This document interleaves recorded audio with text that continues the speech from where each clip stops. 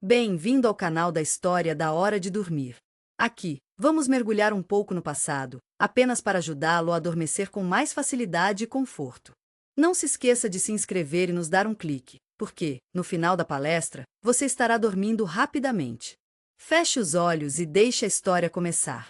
Nesta palestra, vamos dar uma olhada na vida e na obra de uma pessoa que, sem exagero, foi uma das figuras mais escandalosas e controversas da história da Europa, o Marquês de Sade. Sua biografia está cheia de eventos chocantes que o tornam quase irreal. Ele era um aristocrata, filósofo, escritor, político e prisioneiro. Ainda hoje, as pessoas ainda estão debatendo ferozmente suas ideias. Desat não foi apenas contra o grão, ele realmente cavou profundamente para desafiar tudo o que pensávamos que sabíamos sobre moralidade e natureza humana. Era como se ele estivesse em uma aventura sem fim, experimentando todo tipo de coisa. Ele realmente esfregou as autoridades francesas e a sociedade da maneira errada. Quando ele não pôde ser preso e punido publicamente, eles queimaram simbolicamente uma efígie dele. Isso mostrou como eles rejeitaram suas ações e comportamento. Teremos uma conversa amigável sobre quem ele realmente era: um pensador brilhante, um sádico, um louco ou alguém que ousou dizer em voz alta o que os outros tinham medo de pensar. Marquês de Sade nasceu em 2 de junho de 1740, no Paris Mansion Family Condé.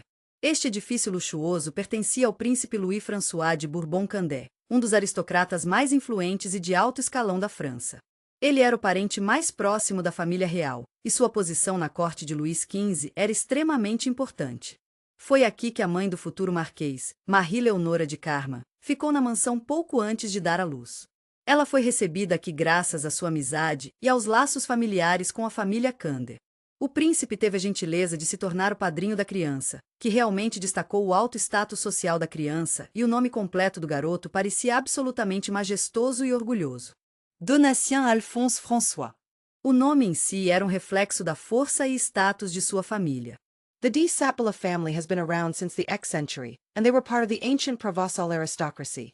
Over the years, they held important positions at the royal court and owned huge pieces of land and castles in the south of France. Father Marquis Gravesen Baptiste de Sade was a respected diplomat and officer in the French army. He was a man of strong and demanding character, often away from home, busy with military affairs and diplomatic tarifas du rei. O relacionamento entre pai e filho era um pouco frio e formal. Eles não conseguiram se ver com muita frequência e, quando falaram, era mais como se ela estivesse dando instruções estritas ou falando sobre as regras.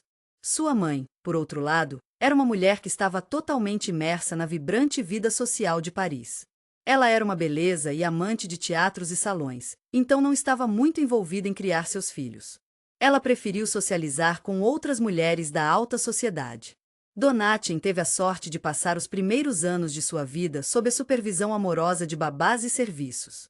Quando o garoto tinha 4 anos, seu pai tomou a decisão de mandá-lo para sua querida avó Maria de Sade no castelo da família de Saint-Mamblis-Auvignon. A mãe era uma mulher profundamente religiosa e rigorosa, e ela estava comprometida com as visões tradicionais sobre a educação.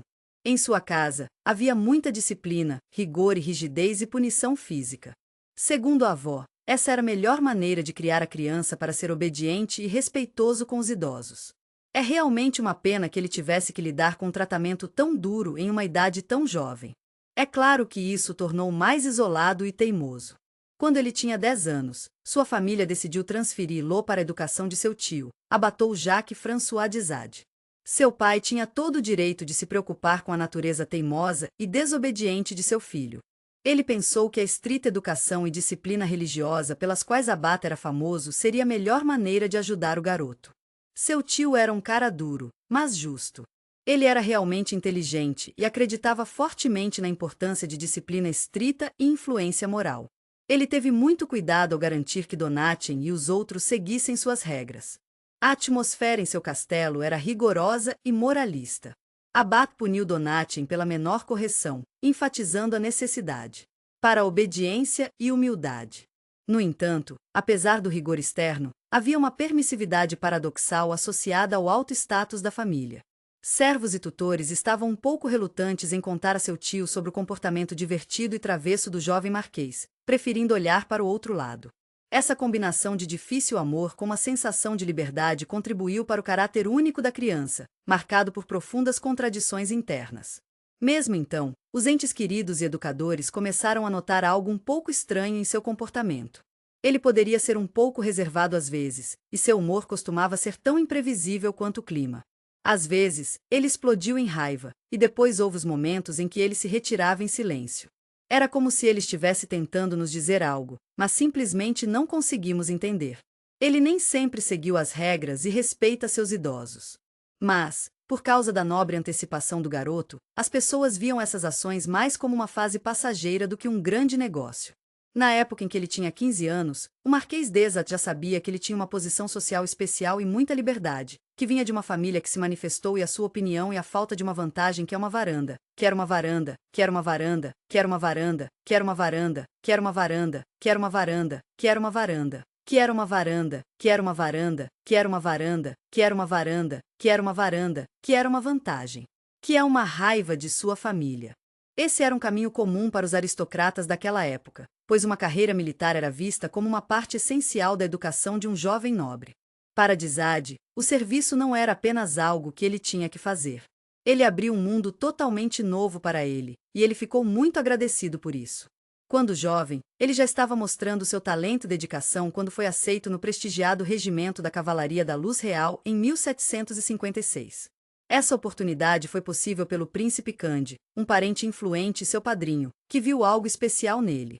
Esse novo papel foi uma chance para ele subir em sua carreira e experimentar a alegria de estar livre de obrigações familiares.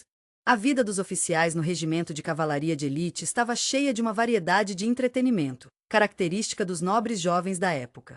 Além de seu treinamento e obrigações, eles participaram alegremente de bolas, apresentações de teatro e casas de montanha. Eles também visitaram os salões, onde conheceram representantes da alta sociedade. Para o jovem marquês, era uma atmosfera de permissividade e luxo absoluta, da qual ele procurou ansiosamente aproveitar ao máximo. Desde os primeiros dias de serviço, Donati mostrou um caráter espirituoso e rebelde. Ele era um espírito livre, nem sempre seguindo as regras, e às vezes isso causava problemas com os superiores. O marquês tinha alguns desentendimentos com as regras e nem sempre seguiu ordens, mas ele aprendeu com seus erros. Às vezes, isso significava que o marquês estava temporariamente em prisão domiciliar ou precisava se contentar com alguns privilégios menos. Felizmente, graças à gentil intervenção do príncipe Cande e à alta posição da família, essas punições nunca tiveram sérias consequências. Embora houvesse alguns desafios com a disciplina, a promoção veio rapidamente. Com apenas 17 anos, ele foi promovido a tenente e, em 1759, tornou-se capitão da cavalaria, assumindo o comando de um esquadrão de cavaleiros no regimento da Guarda Real. Esse rápido aumento na classificação tornou seus colegas soldados verdes com inveja. Eles pensaram que seu avanço na carreira era apenas por causa da influência de sua família. Mesmo assim, seus colegas e comandantes disseram que ele era um homem de extremamente contradições. Ele tinha muita coragem e energia, mas também gostava de exagerar e nem sempre seguia as regras do comportamento, o que dificultava saber como ele reagiria em determinadas situações. Durante os 7 anos de guerra, Desade mostrou sua bravura repetidamente. Ele era tão destemido, alguns dos outros policiais o admiravam, enquanto outros o acharam um pouco ousado demais. Fora do serviço, ele também queria se tornar conhecido. Ele realmente gostava de fazer parte da vida social de Paris. Ele foi para o maior número possível de bolas e salões, onde estava sempre chamando a atenção com seu comportamento divertido e glamouroso. Ele era brincalhão e sedutor com mulheres casadas, fazendo elogios ousados e ambíguos e expressando simpatia em público sem hesitar. Isso às vezes surpreendeu os convidados mais conservadores em eventos. Seu estilo de comunicação ousado e provocativo levou a algumas discordâncias com outros jovens nobres. Infelizmente, isso levou a muitos conflitos, e ele acabou em duelos com outros oficiais e N. Oblis, que se ofendeu com seus comentários e explosões rudes. Durante seu tempo na cavalaria, Marquis não estava em muitos duelos. Ele mostrou muita coragem e não queria se comprometer. É realmente incrível como cada duelo apenas tornou sua reputação ainda mais forte. Ele é um cara tão corajoso e ousado, sempre pronto para enfrentar qualquer desafio. Um tópico que era o assunto da cidade entre a alta sociedade parisiense foram suas muitas aventuras em bordéis e casas públicas. Ele era um homem apaixonado, e não tinha vergonha de falar sobre suas aventuras e as mulheres que ele conhecia. Ele costumava se reunir com amigos em salões para conversar sobre suas experiências, às vezes incluindo histórias sobre atrizes e prostitutas. Marquês foi muito aberto sobre o fato de não se importar com o que alguém pensava. Ele pensou que as pessoas apenas concordaram em seguir as regras porque queriam. É interessante notar que esse tipo de entretenimento era realmente bastante comum entre os jovens policiais naquela época. De fato, foi visto como uma parte normal da cultura de oficiais. Visitar bordéis foi visto como uma maneira de mostrar o bom humor e a independência de alguém, e também era uma maneira de se conectar com as pessoas nos níveis mais altos da comunidade do exército. Mesmo assim, o comportamento do Marquês foi um pouco ousado, especialmente em comparação com as atitudes mais relaxadas de seus colegas. Isso levou a alguma tensão e crítica da alta sociedade. Durante seu tempo nas Forças Armadas, o Marquês teve algumas divergências com os superiores. Quando ele tinha 22 anos, ele decidiu deixar o regimento de cavalaria para buscar outras oportunidades. Naquele momento, o pai de Gravdizade estava pensando em seu filho. Ele estava tentando melhorar a situação financeira e o status da família, encontrando uma boa correspondência. A escolha era uma jovem chamada Panache Detrey. Ela era filha de um importante oficial parisiense e advogado. Ele tinha fortes conexões na alta sociedade e uma fortuna. Gravdizade ficou encantado com essa escolha, vendo a noiva como companheiro perfeito, alguém que não só poderia garantir a estabilidade financeira, mas também acalmar suavemente seu filho animado. O próprio Donatin não estava muito empolgado com o casamento, vendo-o como uma parte necessária da sociedade. É interessante que, a princípio, ele prestou mais atenção à irmã mais nova de Pinay, Ana Prosperou Delany, de 16 anos, em vez de à própria Pinay. A garota tinha uma aparência brilhante, um personagem e temperamento animado, e ela estava perto do Marquês. Isso rapidamente despertou seu sincero interesse e simpatia. No entanto, por insistência da família, especialmente o pai e a mãe Pinaz, a escolha estava na filha mais velha. Essa decisão foi puramente pragmática. Pinay era uma mulher mais velha, e ela foi a combinação perfeita para o Sr. Shen. Além disso, os pais da menina não queriam se casar imediatamente com sua filha mais nova. Eles queriam esperar e garantir que ela estivesse feliz mais tarde. A bela união foi selada em 17 de maio de 1763. Para Panache, foi a primeira vez que se casara e ela realmente queria ter um bom relacionamento com o Marquês e criar uma boa família. Para Donatin, era apenas uma maneira de atender às expectativas de seus pais e obter suas finanças em ordem. O Marquês era um homem de princípio, e ele estava determinado a manter o mesmo modo de vida que sempre desfrutava. Ele deixou claro que seu casamento não o forçaria a desistir das coisas que ele apreciava. Após o casamento, Panache se mudou para a propriedade da família do marido e ela se estabeleceu com eles. Ficou claro que a jovem esposa sentia um profundo carinho e respeito pelo marido. Ela tentou ser atenciosa e paciente, afastando os olhos dele, evitando conflitos e criando uma atmosfera doméstica confortável. Ela esperava suavizar gradualmente seu caráter rígido e de cabeça quente. No entanto, grande parte de sua vida familiar era a irmã Panache, a mesma Ana, pela qual o Marquês inicialmente sentia simpatia. Ela os visitava com frequência e as pessoas notaram. Isso levou a muitos rumores e emoção. A menina de 16 anos estava muito mais perto do Marquês em personalidade e humor do que Pinaz, o que causou problemas e ciúmes na família. Ela compartilhou muitos dos interesses do Marquês e participou do entretenimento, acompanhando-o em eventos e bolas sociais. Isso atraiu a atenção e causou o descontentamento dos outros.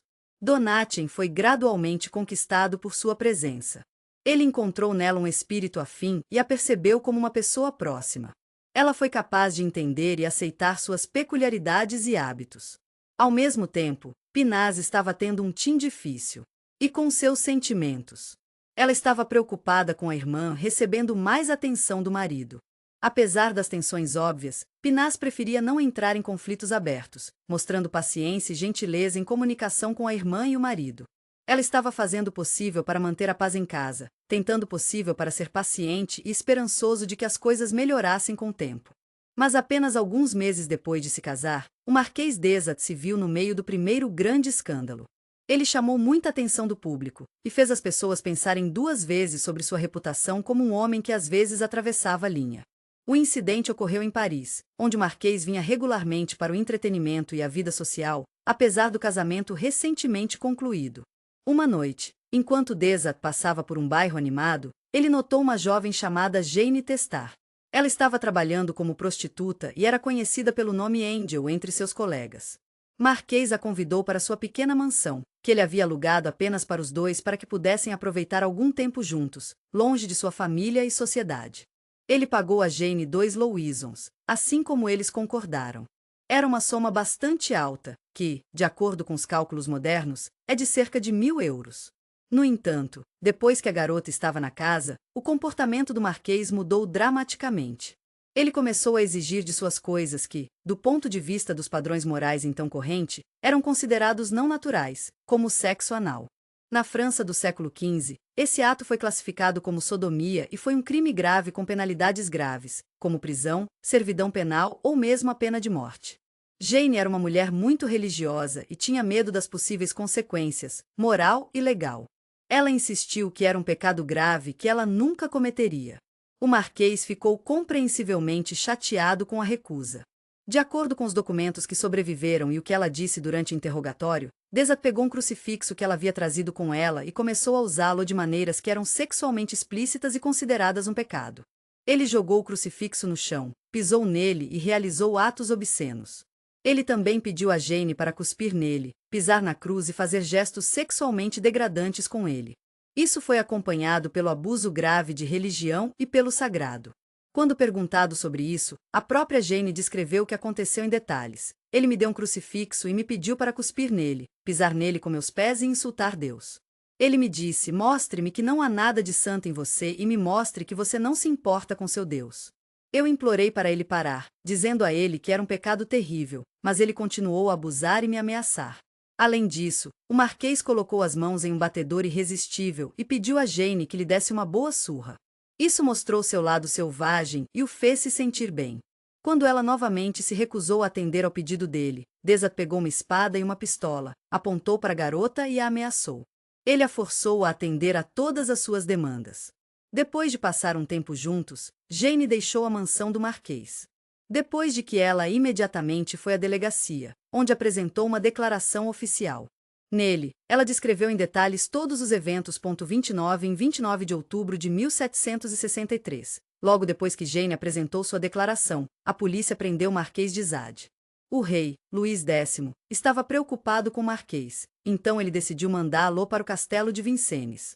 O rei assinou uma ordem especial para que o Marquês fosse preso por sodomia, blasfêmia e ameaças de violência. O Marquês não era um campista feliz na prisão. Ele realmente lutou com as limitações de sua liberdade. Enquanto estava na prisão, continuava escrevendo cartas. Nessas cartas, ele disse que estava arrependido por suas ações e pediu para se encontrar com o padre para que ele pudesse confessar e encontrar algum conforto espiritual. Em suas cartas, ele se abriu sobre se sentir sozinho e descendo, falando sobre uma espécie de crise espiritual que ele estava passando. Ele disse que estava sofrendo não apenas fisicamente, mas também emocionalmente, e realmente precisava de algum conforto espiritual. A família do Marquês estava desesperada. As notícias se espalharam rapidamente por Paris, e ficou claro que a reputação da família estava em risco. O pai do Marquês e a mãe de sua esposa, Madame de Montreuil, fizeram tudo o que podiam para garantir que o castigo não fosse muito duro. Decepcionou as ações de seu genro, chamando-as de inaceitáveis e dizendo que eles não estavam nem um pouco adequados à sua família. No entanto, ela estava determinada a proteger a reputação de sua família e trabalhou duro para conter o escândalo. Depois de seus esforços, a situação foi capaz de ser atenuada. Depois de passar 15 dias no castelo de Vienne, o Marquês foi enviado para a propriedade da família de sua esposa na Normandia por prisão domiciliar. Isso permitiu que ele evitasse mais julgamentos públicos. Despite sendo preso e punido, o próprio Marquês d'Ezat não mudou seu comportamento após sua libertação. Ele continuou a viver sua vida da mesma maneira que sempre teve. Essa experiência o fez perceber que, graças à sua alta posição social e à influência de sua família, mesmo as acusações mais graves poderiam ser resolvidas sem grandes repercussões. Juntamente com ele neste exílio forçado, foi para sua esposa e sogra, cujo descontentamento e indignação com as ações de seu genro não diminuíram por um minuto. Enquanto Marquês conseguiu desfrutar de alguma liberdade durante seu tempo em detenção, ele enfrentou restrições significativas. Em cartas da época, ele compartilhou que estava se sentindo ansioso e deprimido. Mas ele também começou a voltar aos seus velhos hábitos e modo de vida. Parece que ele não queria aprender com o que havia acontecido. Ele pensou que seu tempo na Normandia era um pouco chatice.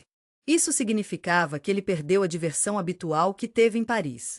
Depois de passar cerca de um ano em prisão domiciliar, o Marquês começou a pedir gentilmente uma redução de seu castigo e permissão para retornar a Paris. Os esforços incansáveis da família, juntamente com inúmeras cartas e pedidos, finalmente valeram a pena. Em setembro de 1764, ele recebeu com alegria a tão esperada permissão para retornar a Paris. No entanto, sua reputação na capital da França durante esse período sofreu mudanças significativas. A adorável Jane Testard foi objeto de muita discussão nos salões da alta sociedade. Muitos ficaram indignados com sua associação com o Marquês, que foi considerado muito arriscado pela aristocracia. De volta à capital, Desat não se tornou mais cauteloso. Na verdade, ele estava ainda mais confiante e viveu a vida ao máximo. Ele rapidamente entrou em um ritmo regular de entretenimento e reuniões com prostitutas, o que levou a um aumento de nível de interesse e atenção da polícia e do público. A polícia estava prestando atenção particularmente ao bairro de Paris dos Marais, conhecido por seus estabelecimentos de reputação duvidosa, onde o Marquês gostava especialmente de visitar. As autoridades de Paris estavam muito preocupadas com isso, e começaram a trabalhar duro para informar os proprietários da fronteira e do estabelecimento sobre o mau comportamento. Eles recomendaram fortemente que o proprietário não o serviu. As autoridades só queriam garantir que nada disso acontecesse novamente e que todos pudessem se divertir. Foi esse modo de vida, uma recusa em mudar e um forte senso de independência que o levou ao próximo escândalo. Desta vez, foi muito mais sério que o último, e causou o primeiro grande escândalo. Uma mulher havia perdido recentemente o marido, que trabalhava como padeiro, e se viu em uma situação financeira extremamente difícil. Ela teve que encontrar algum trabalho de meio período ou pedir ajuda, e foi aí que o Desat aproveitou-a. Ele era charmoso e respeitoso quando se apresentou como um simples nobre e ofereceu a ela um emprego como governanta em uma casa de campo, prometendo salários decentes. A Rosa desavisada concordou e foi com ele para uma pequena cidade perto de Paris, onde os Marquês haviam alugado especialmente uma casa isolada. Quando chegaram, a viúva percebeu que ela havia caído em uma armadilha. De acordo com seu testemunho posterior, descia a porta e ordenou completamente a mulher. Quando Rosa se recusou, ele começou a exigir a submissão de uma maneira rude e ameaçadora. O Marquês então a amarrou na cama com cordas. Ele era brutal e humilhando-a. Ele deu golpes dolorosos com uma vara e um chicote de metal, deixando marcas e feridas em seu corpo. Desat também derramou cera de vela derretida nela, o que lhe causou um pouco de dor e queimaduras. Por várias horas, Rosa Killer foi submetido a essa tortura brutal, acompanhada por ameaças de morte. O Marquês, em suas próprias palavras, disse repetidamente que, se ela tentasse gritar ou resistir, ele a mataria ali mesmo no local. A pobre mulher estava tão assustada que, em um momento, começou a implorar para que ela deixasse ir. Ela prometeu a ele que não diria a nenhum que havia acontecido. Um pouco mais tarde, quando Desat foi momentaneamente distraído e saiu da sala, Rosa aproveitou a oportunidade. Ela desamarrou cuidadosamente as cordas, correu para a janela e, apesar do risco, saltou para fora. Uma vez lá fora, ela imediatamente começou a pedir ajuda. Felizmente, ela foi encontrada por alguns moradores locais que tiveram a gentileza de dar seus primeiros socorros e levá-la às autoridades. A mulher imediatamente foi à polícia, apresentando um relatório detalhado do agressor, no qual declarou todos os detalhes dos abusos e ameaças. A polícia iniciou imediatamente uma investigação. Em 4 de abril, no dia seguinte ao incidente, o Marquês Desat foi preso. Ele foi colocado pela primeira vez no Chantier de Saumur e depois transferido para uma prisão de Paris, onde passou vários meses aguardando o julgamento. Sua cunhada, Madame de Montreuil, foi a Arqueus imediatamente para tentar resolver o assunto com a vítima. Ela ofereceu a ela uma grande quantia em troca de retirar o pedido e encerrar o caso. Rosa Keller, que estava enfrentando desafios financeiros e emocionais, decidiu retirar sua declaração. Mas o caso não poderia mais ser resolvido em silêncio, e o julgamento continuou, embora a vítima retirasse sua declaração. O julgamento começou em junho de 1768. Durante o julgamento, Desat tentou explicar suas ações dizendo que Rosa havia concordado com eles com antecedência. Ele insistiu que não havia violência e que todas as suas ações faziam parte de um acordo com a mulher. O Marquês também a acusou de intenções egoístas, alegando que ela tentou difamá-lo para extorquê-lo. No entanto, testemunhas, exames médicos e, especialmente, os numerosos ferimentos no corpo da mulher falavam contra Marquise. O caso foi tão alto que até as pessoas da cidade estavam falando sobre isso, o que infelizmente tornou a reputação de Dizada muito ruim e quase impossível de mudar. Mas, felizmente, graças à intervenção ativa da família e à influência de seus amigos de alto escalão, o tribunal transmitiu uma sentença parecida comparativamente. O Marquês foi condenado a pagar uma multa de 100 livres, a oferecer uma compensação à vítima e a ser exilada na propriedade Lacoste de sua família em Provence. Lá, ele estaria sob estrita vigilância doméstica até novo aviso. Marquês Desat passou vários anos na propriedade familiar de Lacoste, onde foi vigiado de perto. Embora estivesse muito sozinho, ele se divertiu surpreendentemente e fez muito.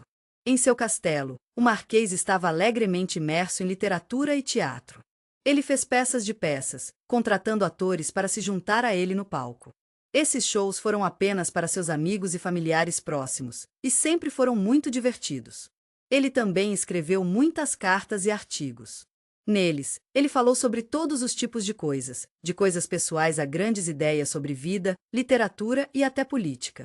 Essas cartas eram populares entre as pessoas inteligentes que eram seus amigos. Sua vida familiar também foi bastante emocionante.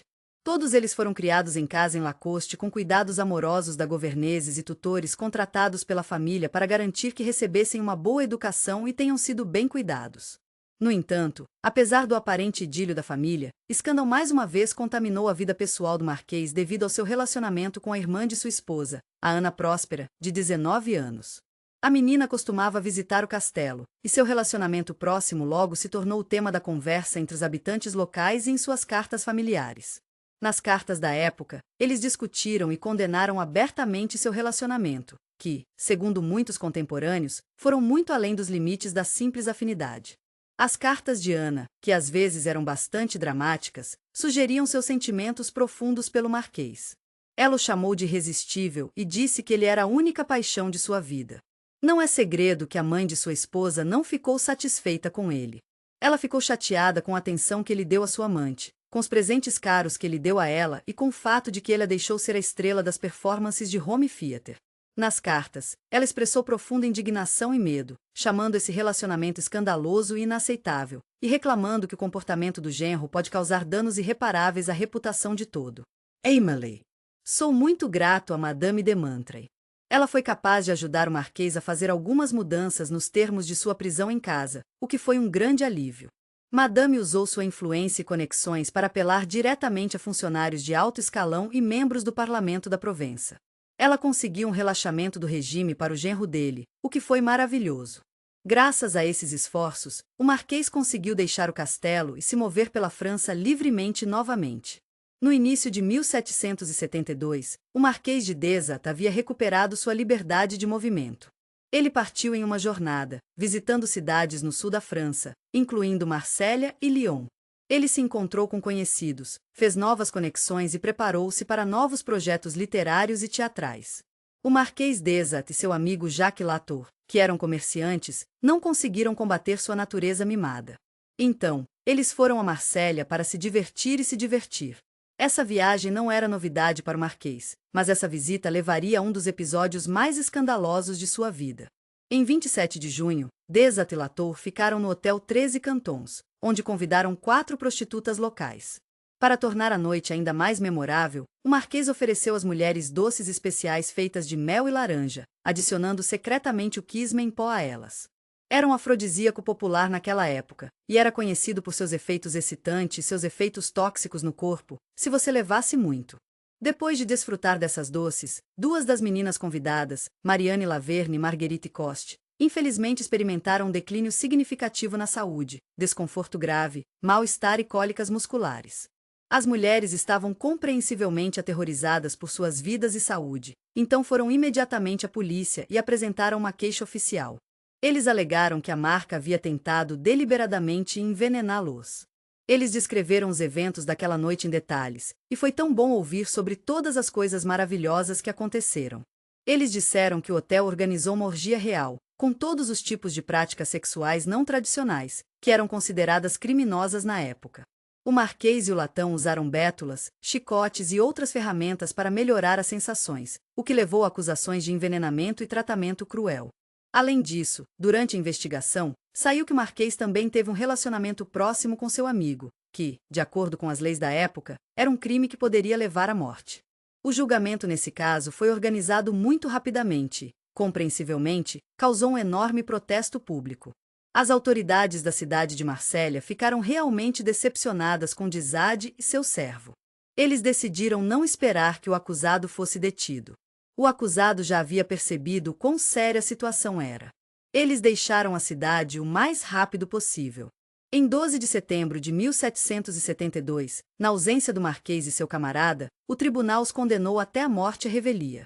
Em uma demonstração emocionante de indignação pública e para simbolizar a frase, as efígies amorosas deles foram queimadas na praça central. O Marquês percebeu que ele estava em perigo, então ele rapidamente deixou Marsella e foi para Sovaia, esperando que ele pudesse se esconder ali da justiça francesa. Sua esposa gentil estava lá para ele a cada passo do caminho. Ela o ajudou a se mover, deu-lhe dinheiro e o ensinou a evitar ser processado. No entanto, a sogra do Marquês, Madame de Montreuil, finalmente perdeu a paciência. Depois de todos os escândalos passados, e especialmente após o último incidente em Marsella, ela não iria mais proteger seu genro. Mas ela não viu dessa maneira. Ela achou que suas ações estavam erradas e se juntou à luta contra ele para defender sua família. Madame escreveu muitas cartas às autoridades francesas e soviéticas, exigindo a prisão imediata do Marquês. Ela o chamou de criminoso perigoso e desonrado. Graças a seus esforços, as autoridades de Savoy reagiram rapidamente e prenderam Desat, colocando na fortaleza em Mialance, uma prisão dura e famosa por criminosos e prisioneiros políticos de alto escalão. Mas Desat, conhecido por sua determinação e intransigência a quaisquer restrições à liberdade, não ficaria em detenção. Em 30 de abril de 1773, ele corajosamente escapou da fortaleza de Mialance com seu servo Latour e outro prisioneiro. Os prisioneiros eram engenhosos, no entanto, e conseguiram fazer uma corda com lençóis e linho. Então, uma noite, eles cuidados e silenciosamente escalaram N da parede da fortaleza, enganando os guardas para que eles não pegassem. Após a fuga, eles deixaram os guardas uma pequena nota agradecendo-os por sua hospitalidade e pedindo que não segurassem rancor. Após a ousada fuga, Desat, seu servo e seu novo amigo voltaram para Provence. Eles encontraram segurança no abraço do castelo da família de Desat em Lacoste. Mais uma vez, ele ficou agradecido por estar sob a proteção de sua esposa, que fez tudo ao seu alcance para fornecer um refúgio seguro para o marido. Ao mesmo tempo, sua irmã Anne Prosper estava lá, o que só deixou Madame Cautelar mais chateado e piorou o conflito da família. Ele estava procurando tornar seu tempo livre mais emocionante e ter mais ajuda em casa, então contratou 3 jovens camponês das aldeias próximas. Entre eles estava uma jovem Catherine Trieu, que chamou sua atenção especialmente com sua juventude e beleza.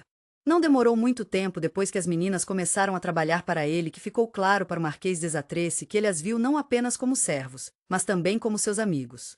Quando suas intenções ficaram claras, 2 das 3 meninas, compreensivelmente com medo das possíveis consequências, quase imediatamente deixaram o castelo e voltaram para suas famílias. Catherine, no entanto, escolheu ficar no castelo. É possível que ela esteja preocupada em perder o emprego ou o impacto financeiro que isso poderia ter em sua vida. Ou pode ser que ela esteja se sentindo estressada ou sob pressão. A menina disse que sim, nos termos do Marquês, e começou a fazer tudo o que pediu. Seu relacionamento era especial, mesmo naquele tempo. A garota disse que o Marquês, seu Desat, fazia muitas coisas com ela que algumas pessoas poderiam achar estranhas, como usar chicotes e rosas. Eles também falavam de que algumas pessoas poderiam achar estranhas. É tudo sobre Catherine, e como ela é retratada no romance Justine ou A Infortúnio da Virtude. A personagem principal, Justine, passa por alguns desafios realmente difíceis, e ela está tentando seu melhor para permanecer inocente. Tenho certeza de que essa situação não poderia ficar escondida por muito tempo. Em janeiro de 177, o pai de Catherine Trieu, que havia aprendido sobre tudo o que havia acontecido com sua filha, veio ao castelo. Ele foi motivado por uma raiva profunda e uma forte determinação de se vingar. Quando ele conheceu o Marquês nos terrenos do castelo, apontou gentilmente uma pistola carregada para ele e tentou atirar 2 vezes. No entanto, nas 2 vezes a arma falhou, e Desat apenas milagrosamente escapou da morte.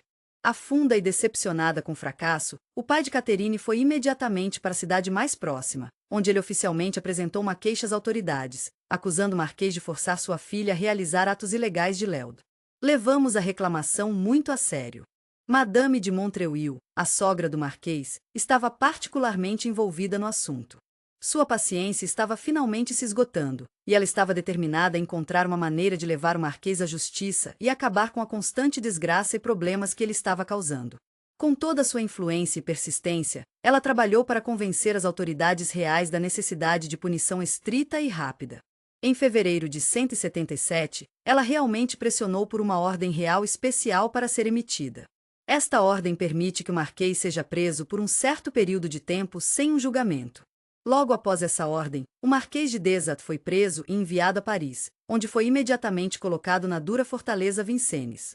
Esta prisão era conhecida por suas estritas condições de confinamento, especialmente para prisioneiros de alto escalão, e seus muros já estavam segurando criminosos perigosos. Mais tarde, as autoridades estavam preocupadas com o fato de o Marquês tentar escapar, então decidiram transferi-lo para a Bastilha. A Bastilha era uma prisão famosa com guardas muito rigorosos.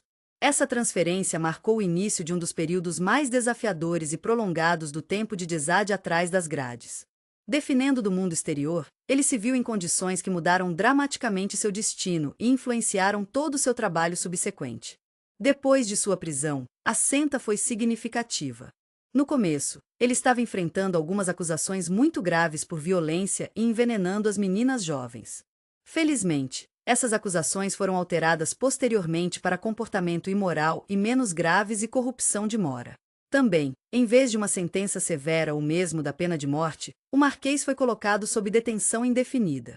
Vincennes Desade foi mantida em condições de isolamento rigoroso. Sua célula estava apertada, úmida e sombria, com acesso mínimo à luz solar. Suas caminhadas diárias eram curtas e ocorreram em um pequeno pátio cercado por muros altos. Em suas cartas para sua esposa, ele costumava escrever sobre o quão difícil era ser preso, quão solitário ele estava e como se sentia desespero. Marquês se descreveu como um animal preso em uma gaiola e admitiu que, sem companhia e liberdade, sua mente estava desaparecendo lentamente. Em 29 de fevereiro de 1784, o marquês foi transferido de Vincennes para a prisão de Bastille, que tinha um regime ainda mais rigoroso. Apesar das condições desafiadoras, ele era graciosamente permitido alguns pequenos privilégios. O marquês tinha algumas coisas que ele podia desfrutar, como móveis e livros. Ele também tirou parcelas de sua esposa com chocolate, vinho e outras guloseimas. Mas até esses bons momentos não foram suficientes para impedir que Desat tivesse muitos problemas com a administração e os guardas. Um dos momentos mais memoráveis foi quando ele estava lutando pela água. Desat nos informou que a água em sua cela não estava muito limpa, e ele disse que o fez se sentir um pouco sob o tempo. Ele pediu ao governo água pura da primavera, querendo apenas o que era melhor para sua saúde. Quando eles se recusaram, o marquês começou um tumulto. Ele levantava a voz, quebrava as coisas e ameaçava escrever queixas ao governo, que, como você pode imaginar, causou muitos problemas e estresse. E não vamos esquecer o relacionamento tumultuado que Desada teve com sua esposa através do correio. As cartas que ele enviou regularmente à sua esposa da Bastilha estavam cheias de ternura e paixão, misturadas com invectivos e queixas duras. Ele derramou seu coração para ela em cartas, derramando sua alma na página enquanto ele escreveu sobre seu amor por ela, o quanto ele sentiu falta dela e a agonia de sua prisão. Às vezes, ele se empolgava um pouco e dizia coisas que pareciam um pouco duras. Ele desabafaria comigo sobre os parentes de sua esposa, sentindo-se frustrado com a forma como eles contribuíram para seus desafios. Ao mesmo tempo, Desat começou a ter um interesse ativo na literatura e na reflexão filosófica. Em 1782, enquanto ele ainda estava em Vincennes, ele escreveu seu primeiro grande trabalho filosófico. This is a dialogue between a priest and a dying man. The work was later called the Tractatus Portno Philosophicus, and in it, the Marquis shared his strong views on religion, morality, and human freedom. The Tractatus is written in the form of a conversation between the dying libertine, who rejects God and religious dogma, and the priests who unsuccessfully try to bring him back to the path of faith.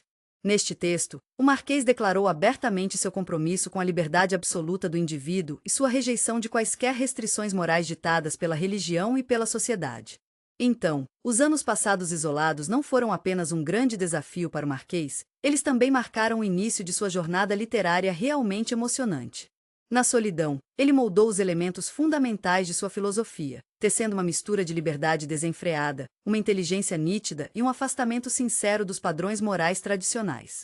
Enquanto ele estava na Bastilha, o Marquês de Sade começou a escrever seu trabalho mais famoso e provocativo, o romance 120 Dias de Sodoma. As condições de prisão eram duras e os guardas aumentaram constantemente o controle, tornando o processo de escrita para o Marquês uma provação real. Mas mesmo essas circunstâncias não conseguiram parar seu impulso criativo. Desat estava preocupado com o fato de o manuscrito ser retirado, então ele escreveu em cartas muito pequenas em tiras estreitas de papel. Ele se juntou cuidadosamente a essas tiras para fazer um rolo longo e estreito com cerca de 12 metros de comprimento. Ele assumiu o risco diário de esconder esse pergaminho em uma fenda nas paredes de pedra de sua cela, temendo que seu trabalho fosse descoberto pelos guardas e irremediavelmente perdido. Pensa-se que os 120 dias de Sodoma sejam os dias desolados de Sodoma. O romance conta a história de 4 libertores poderosos e imorais que se isolam em um castelo remoto por 4 meses para se entregar aos prazeres mais horripilantes e sádicos, livres de quaisquer restrições morais ou sociais. O Marquês queria mostrar como as pessoas podem ser cruéis e como a sociedade hipócrita e cruel pode ser. Desat planejara escrever 3 partes do romance, cada uma mais perversa e cruel que a última. Mas ele só chegou a escreva a primeira parte porque algo inesperado aconteceu e ele teve que parar. Em 27 de abril de 1789, a França estava no meio de um grande protesto. Os líderes da Bastilha estavam preocupados com o aumento na agitação e um possível ataque à fortaleza. Por causa disso, eles decidiram apertar o regime de segurança. Como resultado, o comandante da prisão deixou Desade saber que ele não seria mais capaz de andar livremente nas torres da fortaleza. Isso foi muito decepcionante para Desade, já que o Marquês tinha permissão para deixar a cela para passear e descansar antes. Essa mudança repentina realmente perturbou Desade, e ele, sendo do tipo aventureiro, decidiu se quer com o comandante. Com um cano de lata na mão, ele se inclinou para fora da janela da cela e começou a gritar o mais alto que pôde. Ele disse que os prisioneiros estavam sendo espancados e mortos em Bastilha e que ele próprio estava prestes a ser sumariamente executado. Esses gritos, que eram realmente muito engraçados, rapidamente chamaram a atenção das pessoas que passavam. Em pouco tempo, uma grande multidão de pessoas, algumas das quais estavam com raiva, se reuniram nas paredes da fortaleza. Eles estavam pedindo explicações e queriam que os prisioneiros fossem libertados. As autoridades da prisão não tiveram escolha a não ser tomar medidas imediatas. Isso levou Desade como visto como perigoso e fora de sua mente, o que resultou em sua transferência para o Hospital Psiquiátrico de Chiranton. As autoridades da Bastilha ficaram felizes por estarem livres de um prisioneiro difícil que estava causando problemas. O manuscrito foi escondido na parede de sua célula na Bastilha, e não foi até que a célula tenha sido invadida por ter sido encontrado. Um jovem chamado Arnaud Dezen descobriu o pergaminho escondido, garantiu que estava seguro e o levou a Provence.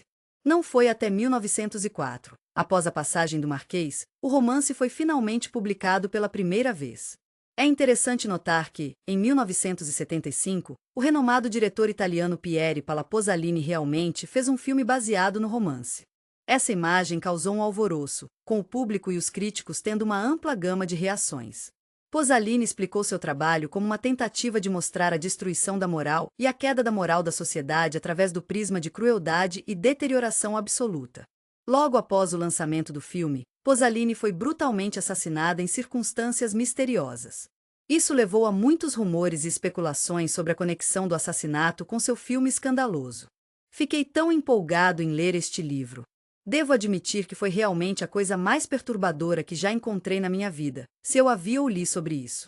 Tenho certeza de que você concorda que, em comparação com este romance, até a recente substância cinematográfica parecerá um conto de fadas de uma criança. É interessante, não é? Se o Marquês Desat tivesse sido um pouco mais paciente e contido, as coisas poderiam ter se saído de maneira muito diferente para ele.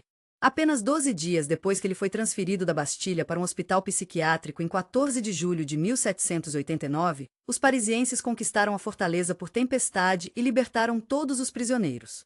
Acontece que, se o Marquês não tivesse organizado anteriormente um escândalo alto e permaneceu gradualmente aberto, eles seriam muito antes. Em 2 de abril de 1790, a Assembleia Nacional aboliu as ordens reais do rei em prisões sumárias, que libertaram oficialmente Desadre das paredes do hospital em Charenton. Isso significava que Desadre poderia retornar a um mundo completamente diferente. Os primeiros passos no caminho para a liberdade foram tomados pelos Marques Acomi. Ele deixou a prisão uma pessoa completamente diferente. Ele parecia visivelmente mais velho, mais fraco e muito mais gordo. Em cartas da época, ele expressou uma mistura de tristeza e irritação, observando como se assemelhava ao padre excessivamente zeloso da vila e lutou para se mover.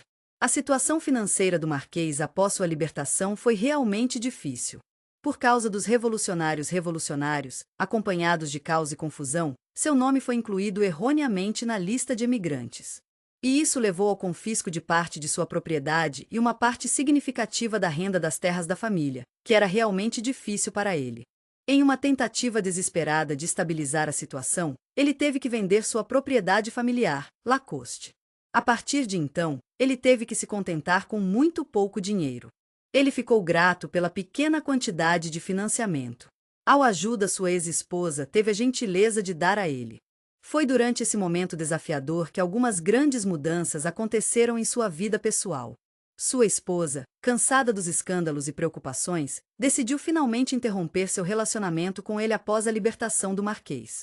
Ela deixou o mundo para trás para se tornar uma freira religiosa, vivendo uma vida de devoção estrita e disciplina espiritual. Ela encontrou sua casa em um mosteiro, onde passou os dias restantes em paz e reflexão. Marquês ficou muito triste com isso porque, por um longo tempo, Pilachi era seu melhor amigo e sempre teve as costas nos bons momentos e mal. Parece que seu relacionamento com seus filhos também foi muito rochoso. Seu filho mais velho, Louis-Marie, escolheu se afastar de seu pai, cortando todos os laços com ele. Ele achou que as ações de seu pai eram uma mancha na reputação da família.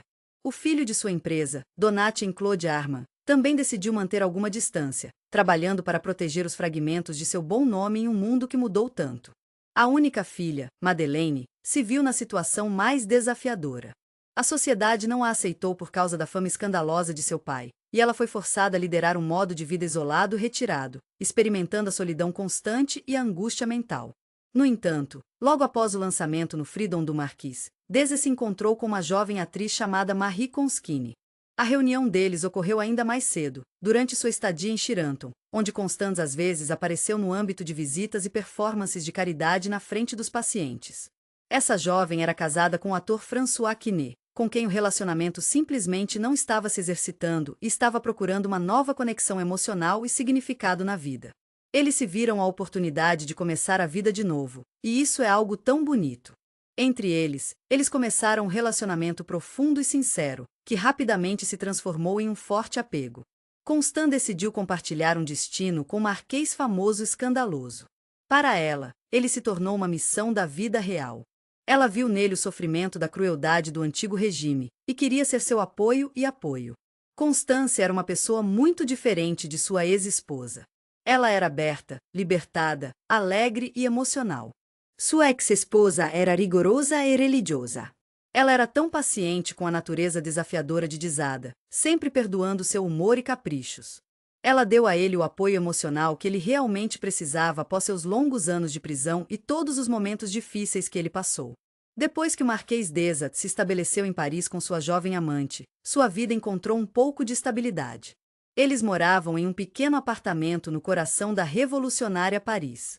Apesar das lutas financeiras, sua vida juntos estava cheia de tantos momentos brilhantes e amor profundo. Mas os eventos da época não permitiram que o Marquês permanecesse à margem. A França estava passando por grandes mudanças, e Dizade, que passou por algo semelhante, estava realmente no cenário político. Ele se juntou a um dos grupos mais revolucionários de Paris, a Seção do Pico, que reuniu pessoas que queriam fazer grandes mudanças na sociedade. O Marquês rapidamente ganhou uma reputação lá como um homem de convicção, energia e franqueza, que lhe rendeu admiração e frustração de seus camaradas revolucionários. Durante esses anos, Désat foi uma abelha ocupada. Ele escreveu muitos panfletos políticos e artigos. Neles, ele falou sobre como era importante fazer grandes mudanças no governo. Ele também escreveu sobre como a igreja não deveria ter tanto poder e como os nobres não deveriam ter tantos direitos especiais.